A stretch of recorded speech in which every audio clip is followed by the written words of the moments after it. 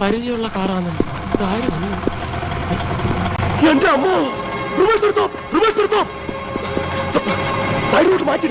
ലൈവിന് വിളിച്ചിട്ടുണ്ട് എന്നെയും പെരേരയാണ്.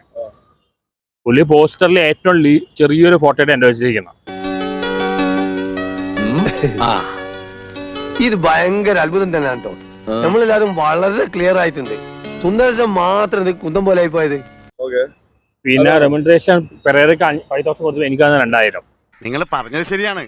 52 രൂപ ഉണ്ടായിരുന്ന കരിമീൻ ഇപ്പൊ 85 രൂപയാണ്. ഇക്കണക്കിന് എങ്ങനെ ജീവിക്കാം?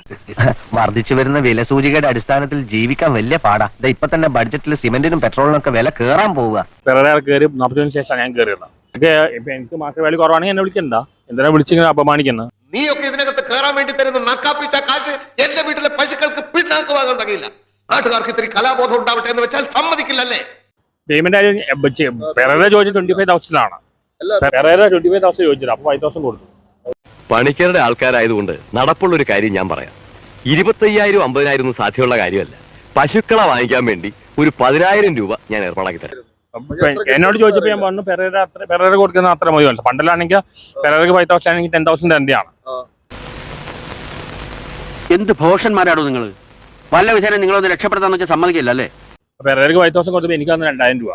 അല്ല, അതിപ്പോ വലിയ കാര്യമായി എടുത്തിട്ടൊന്നുമില്ല. ഒറ്റ രാത്രി കൊണ്ടല്ലേ മറിമായി നടന്നത്. കസ്റ്റമേഴ്സിന്റെ അടുത്ത് ഒരു മിനിമം ഡീസൻസ് എങ്കിലും പുലർത്താൻ അറിയാവുന്നവർ വേണ്ട. പണത്തിന്റെ ആയാലും ഒരു എച്ചിയാണ്, പൈസ ആയാലും ഒരു എച്ചിയാണ്.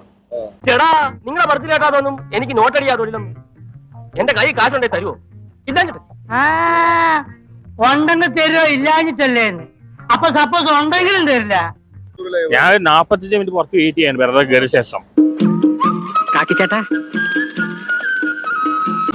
അകത്തുണ്ടോ?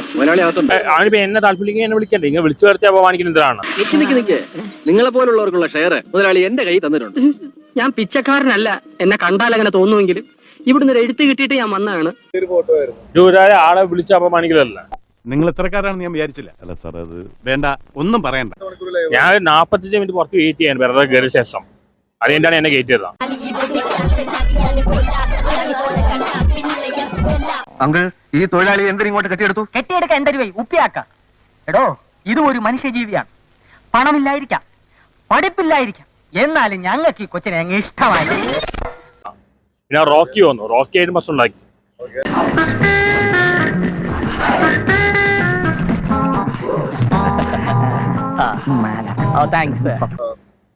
ഇവനൊരു ബോധമില്ലാത്ത പയ്യനാണ്.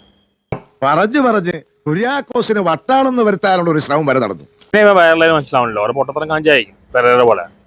പെരേരക്ക് പറ്റിയ ആളാണ്. ഒരു സൂചി കയറ്റാൻ ഇടം കൊടുത്താ അതിൽ കൂടി തൂമ്പാ കയറുന്ന പാർട്ടിസാണ് രണ്ടും. ഞാൻ പെർഫോം ചെയ്യും, സംസാരിക്കാനാണ് വിളിച്ചു. അവന് സംസാരിക്കില്ല. ഇടയ്ക്ക് അവൻ ഒരു ഡാൻസ് കളിച്ചു, അത്രേ ഉള്ളൂ.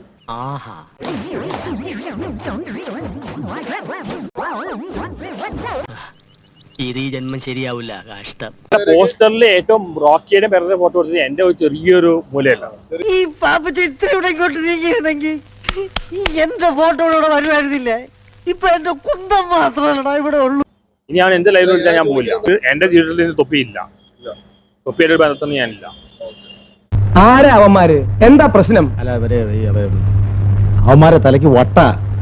എന്റെ കർത്താവേ, അവന്മാർക്കാണോ വട്ട് അതോ ഇവിടെയുള്ളവർക്കാണോ വട്ട്? ഒരു പിടിയും കിട്ടുന്നില്ലല്ലോ. അപ്പൊ ഞങ്ങൾ ഇറങ്ങട്ടെ. ഇറങ്ങാൻ എന്താ വലിയ ചില്ലിത്തെക്കിട്ട് പോകുള്ളൂ.